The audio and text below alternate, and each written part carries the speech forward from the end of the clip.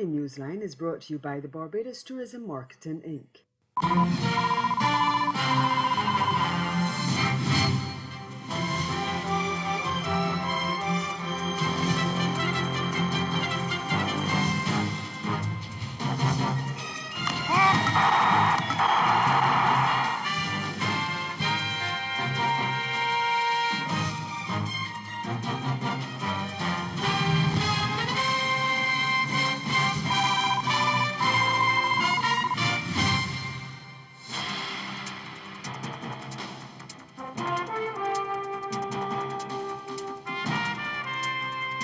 Suriname's president jailed for 20 years for murder.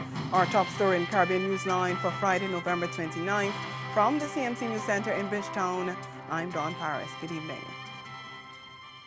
After a trial that has been going on for several years, a military court on Friday sentenced Surinamese leader Bouterse to 20 years in jail for his involvement in the 1982 murders of 15 political opponents of his then military government. But it is unclear what the next step will be, since the court, in delivering its lengthy judgment, did not order the president's detention. He is currently on an official visit to China. The sentence handed down was just what the prosecution had asked for. In its ruling, the court said Bouterse had overseen an operation in which soldiers under his command abducted 16 leading government critics, including lawyers, journalists, and university teachers, from their homes and killed 15 of them at a colonial fortress in the capital, Paramaribo. One trade union leader survived and later gave testimony against Bouterse. Last year, the president's lawyer asked the military court to acquit his client after branding the victims traitors. The court convicted Bouterse on the charges of murder and provocation to murder. The other criminal offenses, such as deprivation of liberty and torture, are time-barred. Bouterse has in the past denied the charges. He'll have 2 weeks to appeal the decision. He's so far not commented on his conviction. In a statement following the verdict, France, Germany, the Netherlands, Spain, the United Kingdom, and the United States said they had closely monitored the progress of the trial, which has been instrumental in reconstructing the events and political context of December 8, 1982. The High Court in Dominica will next Monday hear an application from 7 individuals who are seeking a postponement of the December 6 general election. The group, represented by a legal team led by former Antigua and Barbuda Attorney General, Queen's Counsel Justin Simon, wants the polls pushed back to February next year.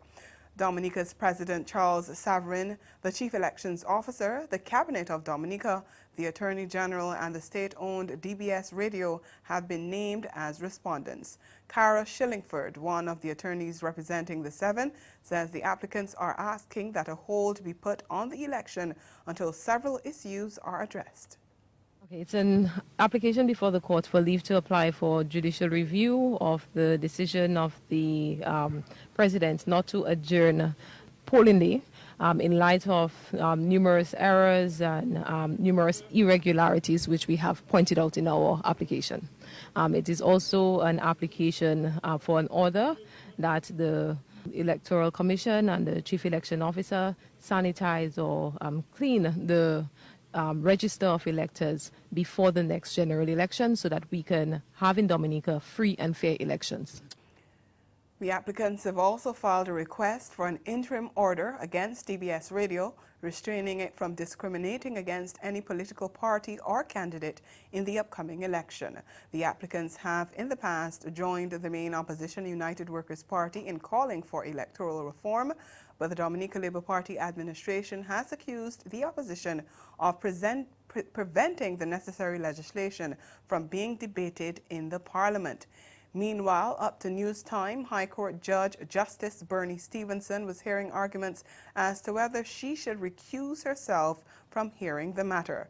Shillingford has written to the Chief Justice of the Eastern Caribbean Supreme Court, Dame Janice Pereira, asking that the application be assigned to another judge. She said the reason for the request was that Stevenson had delivered a judgment in 2008 in a matter involving Prime Minister Roosevelt Skerrit, which is being appealed and which is closely related to the current case. Earlier in the day, attorney for the respondents, Lennox Lawrence, said he was not surprised at the request. To recuse herself. It doesn't appear that his people seriously want this matter heard, because we only have 2 judges in the jurisdiction, and their first application is that the judge not hear that this judge not hear this matter, and the matter goes before another judge. That application will come up this afternoon at 2 o'clock. That the judge would recuse herself from hearing this matter. Our position is that the entire claim application before the court is really a non-starter. So nothing surprises me. To file a non-starter itself is not surprising, and nothing will surprise me from this. In other news, the Jamaica government is exploring biological interventions to tackle the dengue outbreak that has resulted in the deaths of 63 people between January 1st last year and November 21st this year. The Health Ministry is also reporting over 6,000 cases of the mosquito-borne illness on the island. Health Minister Dr. Christopher Tufton says the authorities have commenced the process for biological interventions to tackle the outbreak. We get more in this TVJ News report.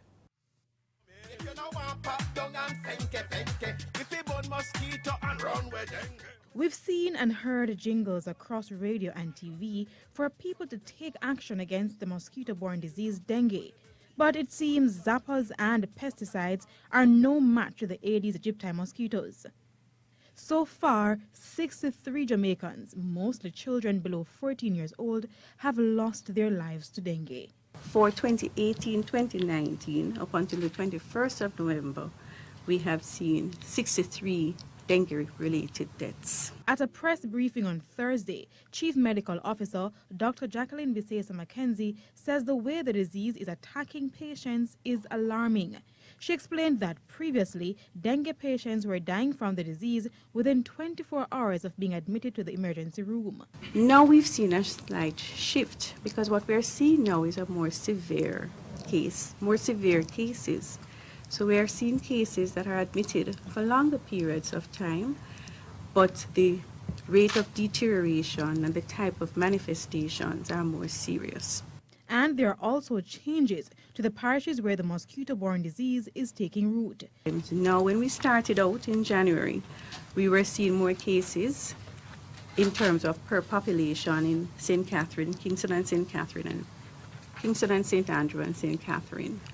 Now at this toward the end of the year, since about August, we've been seeing a shift towards the western side of the island, and certainly in St. James, Hanover, Trelawney, and Westmoreland now and St. Anne. So what steps is the government taking? Dr. Christopher Tufton, who was also at the press briefing, reminded journalists of the $1 billion program he announced in Parliament recently to eradicate the disease. He also pointed out that more attention will be placed on fogging high-risk communities over the next few weeks. The vehicles have been procured, the 36 vehicles, they're here. We're just waiting now on the vehicle-mounted foggers to go in the trunk or the back of each of the vehicles.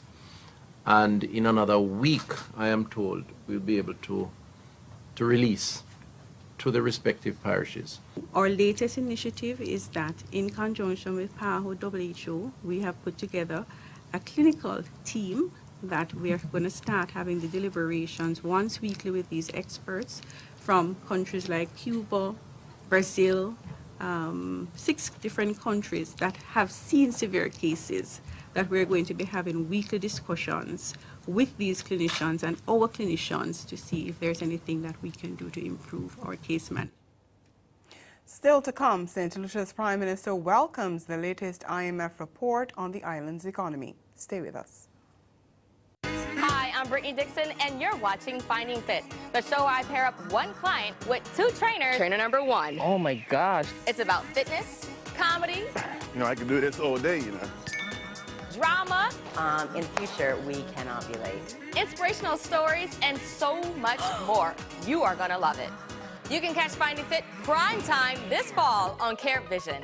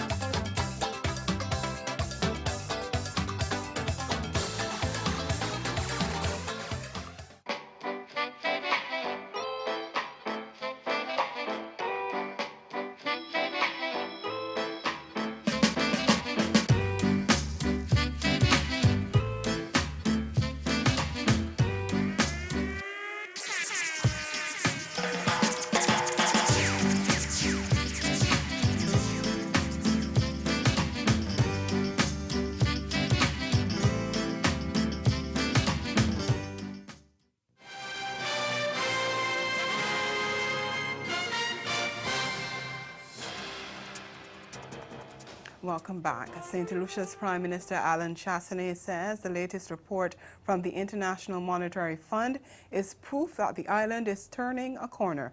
The IMF says while the island's near long-term growth prospects are favorable, longer-term growth continues to be impeded by high public debt, lingering vulnerabilities in the financial system. It noted that robust tourism inflows have sustained economic activity despite delays in public infrastructure investment. The IMF said growth picked up this year with record growth in tourism activities more than offsetting a contraction in construction. Unemployment has declined somewhat but remains high at 18% and inflation remains subdued. Prime Minister Chastanet said his administration must remain focused on its goals, and he was also encouraged by the decline in unemployment. The Caribbean is being warned to brace for a continued drier than normal weather pattern next year. Climatologist Dr. Cedric Van Meeberg says the 2020 dry season is not expected to be as dry as this year, but is warned that the effects of the drier than normal 2019 rainy season will continue into the new year. He says the forecast for the dry season is probably not as extreme as for the previous dry seasons, and he says that is probably good news for agriculture, since in some parts of the region at least, they expect rainfall not to be as dry as last year. So for those farmers who grow crops, particularly in the South and the Eastern Caribbean, it shouldn't be as bad as last year. But in terms of long-term drought, which relates to water storage, the very large water reservoirs in the islands, we still, and in Belize, we still face challenges in the same places that are now experiencing drought. The situation is quite different in the Guyanas. In the Guyanas, in particular in the coastal areas, they're now going into, or they have just started their secondary wet season, and they have had reasonably wet to extremely wet couple of months and year in the past, so they have enough water, and now going into the wet season, which is predicted to possibly be wetter than usual even, that leads to concerns of flooding beyond the typical flooding that already occurs. So. The St. Vincent and the Grenadines government says no date has yet been set for the start of an amnesty for persons who have grown marijuana illegally to sell their produce while avoiding prosecution. Minister of Agriculture Saboto Caesar told Parliament on Thursday the government has also not yet determined the duration of the amnesty. He was responding to questions from opposition Member of Parliament Roland Matthews. Matthews noted that since December 2018, legislation to declare a period of amnesty for marijuana cultivation and possession was passed in the House of Assembly, but he said to date the amnesty period has not been declared, and he questioned Caesar as to when it will be and how long it will last. Caesar responded that some stakeholders have asked that the amnesty last 6 months, while others have lobbied for 1 year. The Agriculture Minister said while regulations are complete, there are still some areas that need to be looked over. The Trinidad and Tobago government is on a mission to place at least one steel pan in every school in the Twin Island Republic. Education Minister Anthony Garcia announced the plans this week at the launch of the Pan in Schools program. We get more in this report from TTT News. Acknowledging that music is part of this country's culture and the steel pan an integral piece, the national instrument will soon be visible in all schools. At the launch of the Pan in Schools project in Arima, Minister of Education Anthony Garcia said the national instrument will also be placed in schools for special needs children so they too can benefit. As part of the program, the steel pan will be available in all schools. And one of the important aspects of this program and of this initiative, as Ms. Bagwandon told you a little while ago, is the inclusion of the steel pan in the ECCE centers. Minister Garcia reminded the country that government is looking at improving education for special needs children, and this too will be reflected in the program. The steel pan will be part of that initiative. So even in our schools that cater for children with special needs, they will be introduced to the steel pan. I think that is a step in the right direction. Mr. Garcia said 120 music instructors will be added to the 250 already in the system. And he noted schools that have activities like music have few disciplinary problems. He underscored the importance of having the steel pan in schools. The steel pan is ours, and we must do everything to ensure that it remains ours. Ahead in sport, West Indies supersede Afghanistan to win their one-off test and a finals spot for West Indies emerging players in the Regional Super 50 Cup. The details after the break.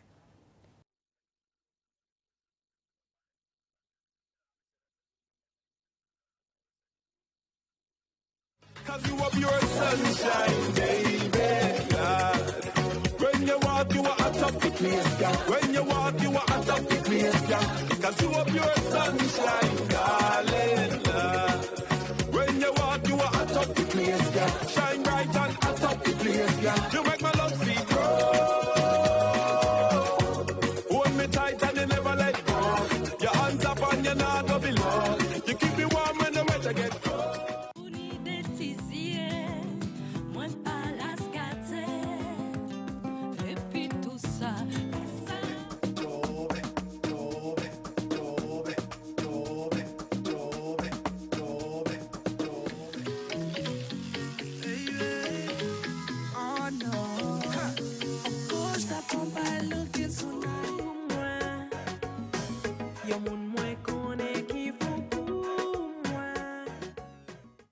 Advancing our development agenda through innovation, industry, and investment.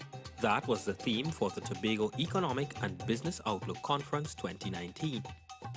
This year's conference examined solutions for some of Tobago's most pressing economic challenges and provided an update on the island's development agenda. We chose this theme because we firmly believe that innovation, investment, and industry are integral to advancing our island's development.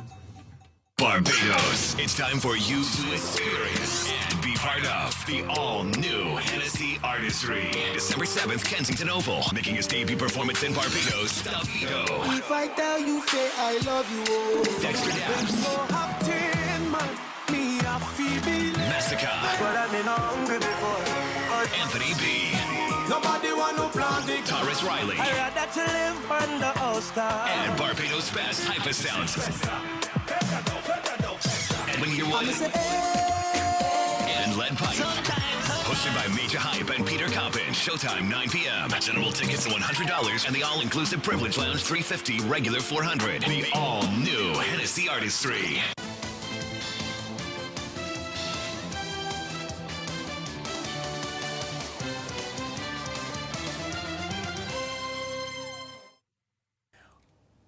West Indies completed a comprehensive victory by 9 wickets in the one-off test against Afghanistan at the Ikana Cricket Stadium in Lucknow on Friday. Having bowled out Afghanistan for 120 in the second innings, West Indies had a target of only 31, which they easily reached. The Caribbean side took just over an hour to wrap up the match after Afghanistan resumed on 109 for 7. They lasted just 43 balls, adding only 11 runs to their total, with West Indies skipper Jason Holder bagging all 3 remaining wickets. He ended with second innings figures of 3 for 20 off his 6.2 overs. Needing 31 to win, West Indies then sped to 33 for 1 with a flurry of boundaries from openers Craig Brathwaite and John Campbell, who hit the winning runs. Rakeem Cornwall with match figures of 10 for 121, which included 7 for 75 in the first innings and 3 for 46 in the second, was adjudged man of the match. Speaking after the match, West Indies captain Jason Holder was pleased with his team's performance overall. Ask the guys to be clinical and make sure that we don't leave any stones unturned. I probably would have liked a little bit more in the first innings in terms of our batting, but having said that, to lead them by 90, and as I always say, I think lead wins cricket games. I think once you have a hefty lead, it puts pressure on the opposition, and we were able to do that. Staying with cricket, West Indies emerging players produced perhaps their biggest shock of the Regional Super 50 when they held their nerves to upset high-flying Barbados Pride by 3 wickets under Duckworth-Lewis Stern on Thursday and clinched a place in Sunday's final. In a nerve-jangling finish at Queen's Park Oval in Trinidad, the emerging players withstood several floodlight failures and a rain break to overhaul the revised target of 111 off 43 overs and defy the odds yet again. Little-known wicket-keeper Joshua De Silva top-scored with 27, but it was Roland Cato who stood out, fashioning a responsible unbeaten 25 to hold the innings together when nerves became frayed. Under-19 World Cup-bound left-arm spinner Ashby Ned had earlier conjured a magical spell to finish with 4 for 29 as Pride were bowled out for 119 in the 32nd over. Off-spinner Kevin Sinclair, who finished with 2 for 25 from 10 superb overs, also made key strikes at the top of the order, while leg-spinning captain Yannick Caraya supported with 2 for 21 as Pride found themselves unable to respond to a mesmerizing spin attack. Zachary McCaskey, in only his second match at his level, led Pride's batting with 40 off 62 balls, but other than Nicholas Curtin with 26 and Ashley Nurse with 25, the favourites struggled to find momentum. Defending their small total, Pride wasted little time in hitting back, quickly reducing the emerging players' innings to 43 for 4 in the 15th over and then 100 for 7 in the 36th over. But with the target revised, emerging players were able to make it home. The game to decide who they will face in the final was being played on Friday evening. Trinidad and Tobago Red Force sent in by Leeward Islands Hurricanes reached 268 for 8 off their 50 overs. Switching sports now, President of the Jamaica Football Federation, JFF, Michael Ricketts, has confirmed that auditors from football's world governing body, FIFA, are carrying out another audit in Jamaica. The audit comes as the JFF awaits the second half of prize monies from this summer's Women's World Cup in France. But speaking on TVJ's Eye on Sports, Ricketts said the audit was not unique to the JFF and suggested there was no need for alarm. There are some other countries that are being audited. They just randomly select some countries and they are being audited right now. But this is not the first time that auditing has been going on? No. In this year? No. Why so? I really don't know. I really don't know. I know for sure that they had some issues with how we, or disbursements in relation to paying per diem in cash. And they insisted that this must change. It took a little while to get the process corrected. And I know for sure that they had major issues with that. But I can assure you that since the last time we went to Antigua, we got the accounts of every single player, and the funds were lodged directly to their accounts. Jamaica's Reggae Boys have fallen 3 places in the November edition of the FIFA World Rankings to number 48 in the world. Despite beating Antigua and Barbados 2-0 in the CONCACAF Nations League, they dropped points and after a 1-1 draw against Guyana at home in their final game. The slip also resulted in Jamaica falling from 3rd to 4th in the region as Costa Rica moved back into the top 3 behind Mexico and the United States. Team manager Roy Simpson said the fall in the rankings was not unexpected.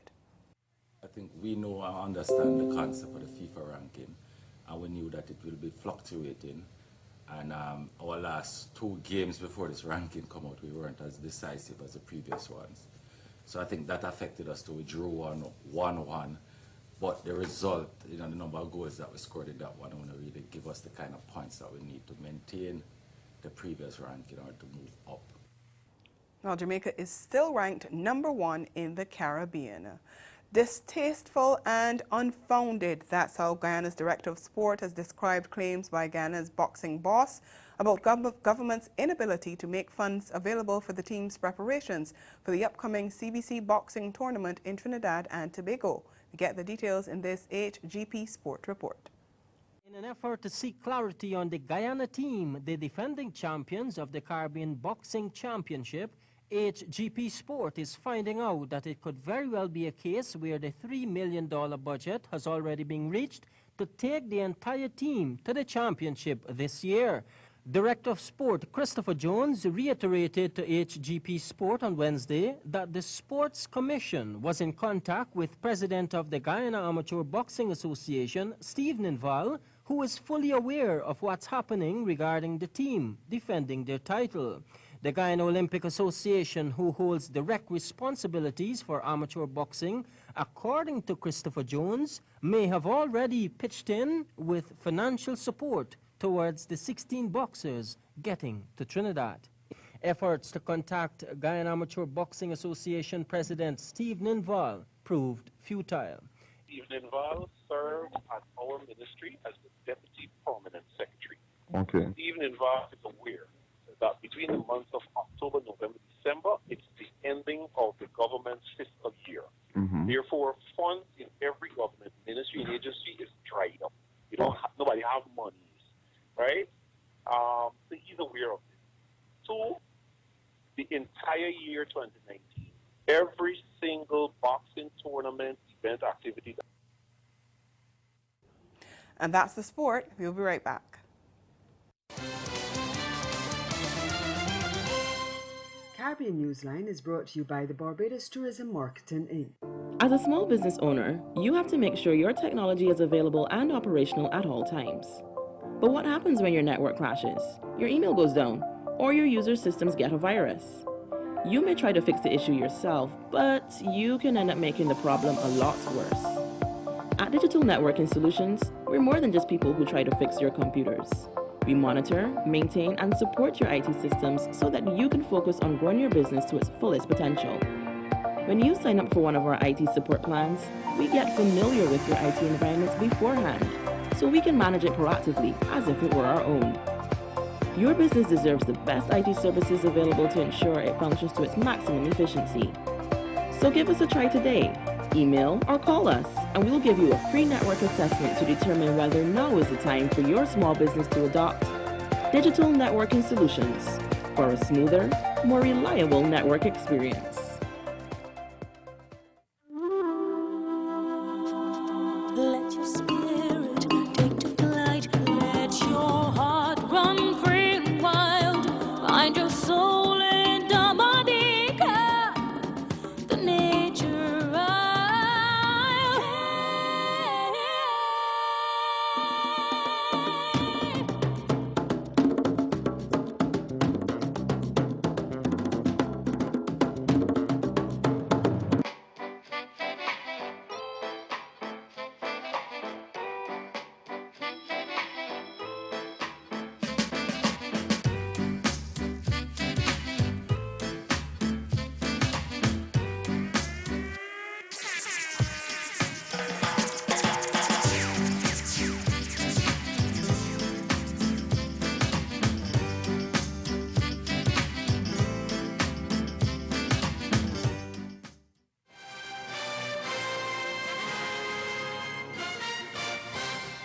Again, the major developments of this day. Suriname's President Bouterse convicted of the murders of 15 political opponents that occurred in 1982 and he's sentenced to 20 years in prison.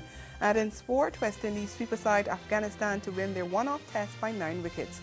And that's Caribbean Newsline for news and sport round the clock. Subscribe to CaribVision.com, and for more of our programming, log on to CaribVision.tv and check out our YouTube channel. We'll be back here again on Monday, but from all of us at CMC News, thank you for watching and have yourselves a good night and a safe and blessed weekend.